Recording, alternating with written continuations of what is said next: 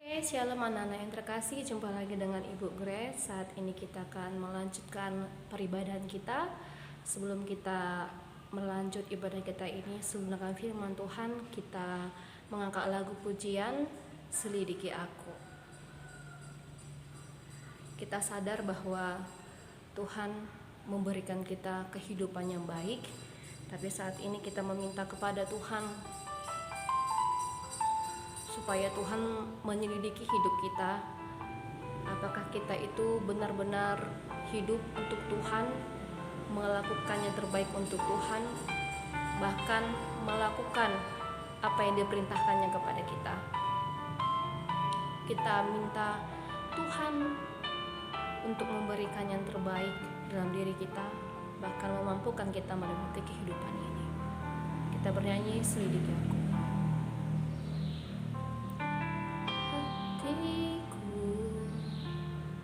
Apakah ku sungguh mengasihimu, Yesus? Kau yang Maha Tahu dan menilai hidupku. Tak ada yang tersembunyi bagimu. Telah kulihat kebaikanmu yang tak pernah habis di hidupku. Ku berjuang sampai akhirnya kau dapati aku tetap setia. Kita ulangi lagu pujian ini. Di tengah-tengah pandemi ini, mari kita mendoakan yang terbaik untuk semuanya, mendoakan untuk apapun itu, dan mendoakan supaya Roh Kudus tetap ada dalam pikiran dan hati kita, supaya kita bisa mengerti jalan kehidupan dan bisa juga mengandalkan Tuhan senantiasa dalam kehidupan kita. Tanyakan sekali lagi, selidiki aku. Selidiki aku, lihat hatiku. Apakah ku sungguh mengasihimu, Yesus? Kau yang Maha Tahu dan menilai hidupku. Tak ada yang tersembunyi bagiku. Telah kulihat kebaikanmu yang tak pernah habis di hidupku.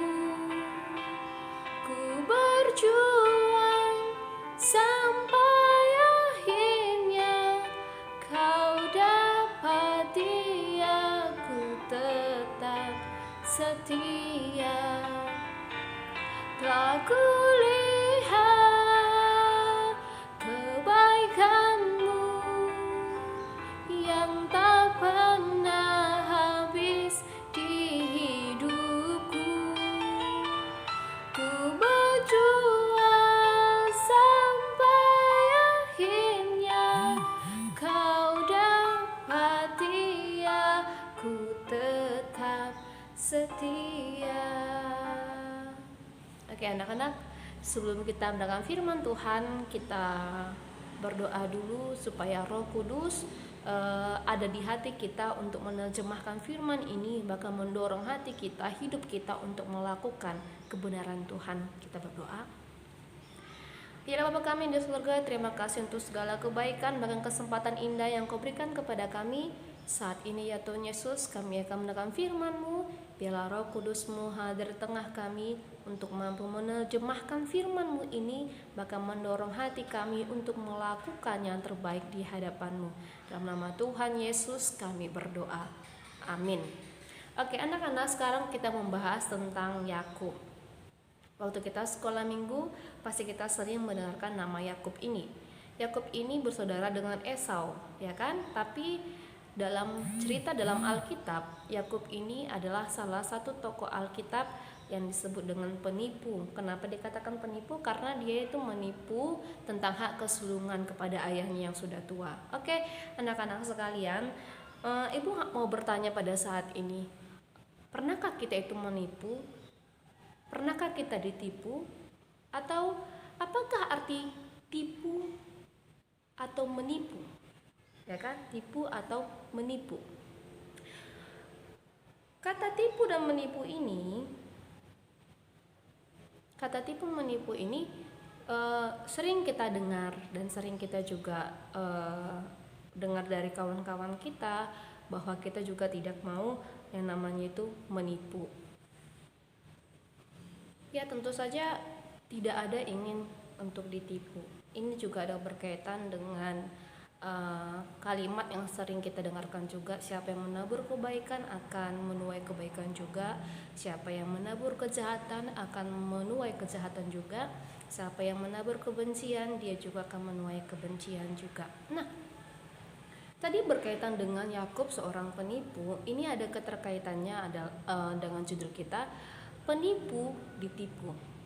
Yakub si penipu ditipu kembali. Kenapa dia ditipu kembali? Nah, arti tipu itu berarti perbuatan atau perkataan yang tidak jujur atau disebut dengan bohong, palsu, dan sebagainya dengan maksud menyesatkan, mengakali, atau mencari untung, mengecohkan.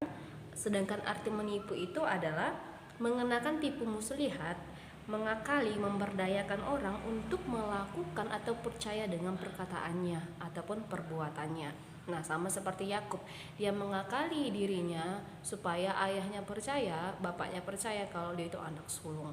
Nah, ketika pertengkaran terjadi, ketika Esau menyadari bahwa Yakub ini membodohi dia, menipu dia, akhirnya dia itu mengancam Yakub untuk membunuh dan dia pergi ke tempat pamannya dan dia bertemu yang namanya itu Rahel. Nah, Rahel ini begitu cantik dan Yakub ini menyukai Rahel ini karena parasnya yang begitu cantik. Akhirnya dia selama sebulan di rumah pamannya dan dia juga ada tergerak hatinya untuk melamar Rahel.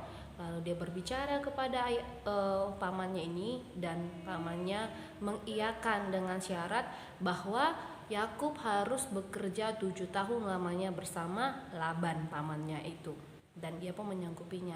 Tapi ketika sudah 7 tahun tergenapi, ternyata yang dinikahi oleh Yakub ini adalah kakaknya Rahel, yaitu Lea, ya kan? Pasti kita bertanya, kenapa sih waktu disahkan itu Yakub tidak melihat siapa yang dinikahinya? Adat mereka itu ketika mereka menikah wajahnya ditutupi sehingga mereka tidak mengetahui siapa dibalik dari kain tersebut, dari penutup tersebut. Nah, akhirnya si Yakub si penipu ini ditipu oleh orang-orang yang di sekitarnya. Itu sebabnya firman Tuhan juga mengatakan jangan kamu bersaksi dusta ataupun berbohong ataupun jangan melakukan kejahatan, karena pasti juga akan ada dampaknya kepada kita kembali gitu. Bukan dari orang yang kita sakitin, tapi orang yang dekat sama kita juga bisa menyakiti kita kembali. Dan itu poin yang perlu kita garis bawahi dari cerita ini, bahwa segala kejahatan juga bisa terkena juga kepada kita dengan kesalahan yang kita lakukan sama orang lain, ya kan? Nah, ada beberapa hal yang perlu kita pelajari. Yang pertama adalah apakah yang didapat oleh Yakub setelah ia menipu Esau?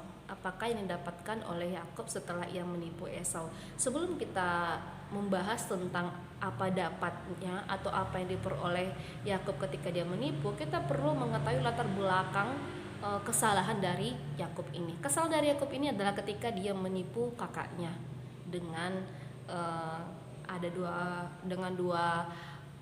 satu tawarannya itu dengan menukar ataupun barter kacang merah dengan hak kesulungan dari si Esau. Nah, nama Yakub ini kalau dalam bahasa aslinya diartikan sebagai penipu ataupun dikaitkan dengan ketika dia lahir dia memegang tumit dari kakaknya Esau. Seakan-akan Yakub dari rahim juga ingin mendahului Esau. Dia ingin lahir duluan daripada Esau, ya kan?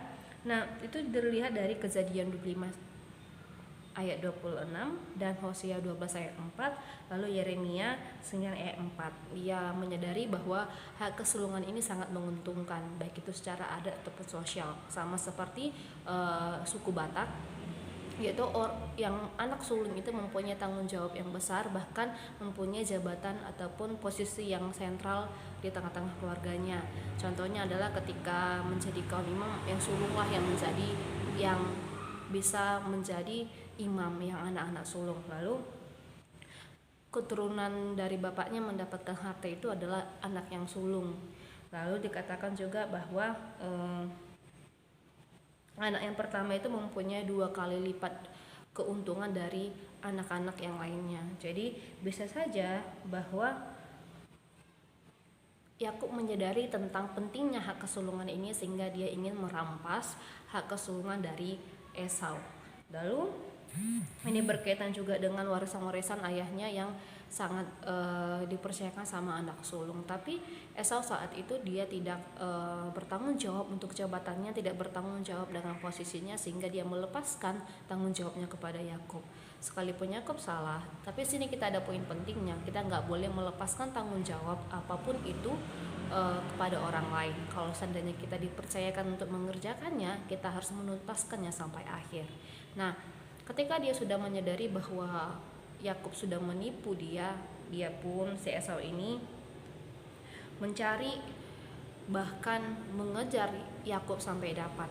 Dia ingin membalaskan kekesalan hatinya kepada Yakub, sehingga Yakub melarikan diri, sampailah dia ke Betel supaya dia itu selamat dari yang namanya Esau, ya kan?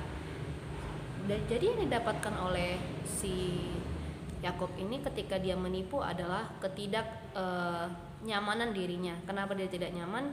Dia dikejar-kejar terus sama kakaknya karena kesalahannya. Tadi kan ada keistimewaan dari anak sulung, tapi Esau tidak menyadari itu. Dan dengan demikian hati-hati dengan diri kita gitu loh. Apa yang kita dapat sekarang seharusnya kita syukuri, nggak boleh mengeluh, dan lakukanlah sebaik mungkin gitu kan. Banyak orang yang ingin mendapatkan apa yang kita raih sekarang. Contohnya juga untuk anak-anak kami sekalian yang sudah masuk ke negeri, fokuslah untuk ke situ, dan anak-anak kami tetap di Metodis 6 tetap melakukan yang terbaik.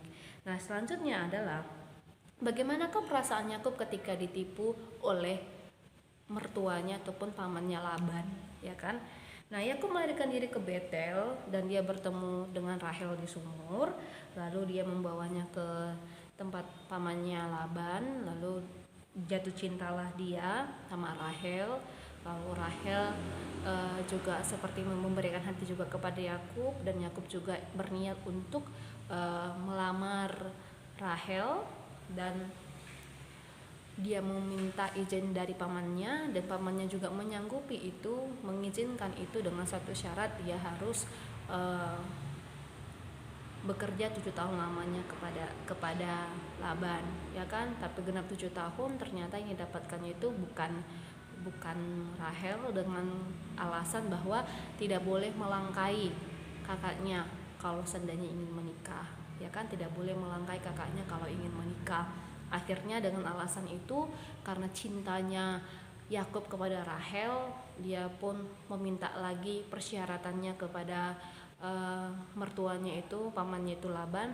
Lalu paman Labannya minta lagi supaya dia bekerja lagi selama 7 tahun, dan Yakub menyanggupi itu, dan dia bekerja kembali bersama Laban 7 tahun lamanya. Ada hal salut sama Yakub ini. Kenapa? Karena dia bekerja keras sampai ia memperoleh apa yang dia mau, ya kan? Dia tidak menyerah, tapi dia tetap berusaha untuk mendapatkan apa yang dia cita-citakan. Jadi untuk anak-anak semua tetap juga mempunyai tekad yang kuat. Kalau seandainya ada impian, kalau seandainya ada tujuan, kasih taktik yang bagus supaya bisa meraih impian kita, ya kan? Taruh usaha yang bagus, taruh harapan yang bagus kepada Tuhan dan doa, maka Tuhan juga memberkati kita untuk bisa meraih apa yang kita inginkan. Tapi ketika dia mendapati penipuan dari pamannya itu, mendapat penipuan dari mertuanya itu, pasti ada kekecewaan yang dihadapinya. Sama seperti kita, emang kita ketika kita ditipu, ketika kita dibodoh-bodohi, apakah kita senang? Pasti kita mengintrospeksi diri, dibarengi dengan kecewa, dibarengi sama sifat, aduh kenapa bisa cepat percaya sama orang, aduh kenapa sih aku bisa sebodoh ini bisa percaya sama dia gitu. Jadi anak-anak sekalian, poin penting dari teks ini, dari firman ini adalah yang pertama, ketika kamu menipu orang, kamu harus siap untuk ditipu kembali. Lalu yang kedua adalah dari kisah Esau tadi, kita itu harus bertanggung jawab, nggak boleh lepas tanggung jawab. Kalau seandainya kita dipercaya untuk saat ini melakukan yang terbaik, lakukanlah karena kamu sudah dipercayai untuk melakukan itu. Yang ketiga adalah berusahalah seperti Yakub, mendapatkan Rahel selama 14 tahun lamanya. Akhirnya dia mendapatkan apa yang dia inginkan. Sama juga seperti hidup kita, kalau seandainya kita ingin mendapatkan yang terbaik, lakukanlah usahamu dengan maksimal.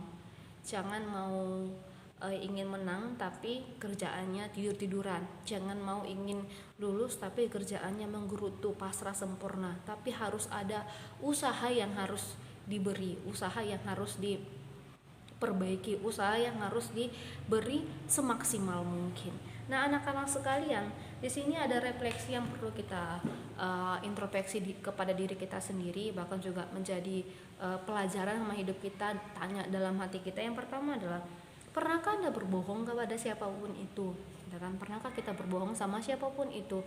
Lalu yang kedua adalah, bagaimana perasaanmu ketika kamu ditipu ataupun menipu? Pasti ada was-was, pasti ada rasa kecewa ketika ditipu.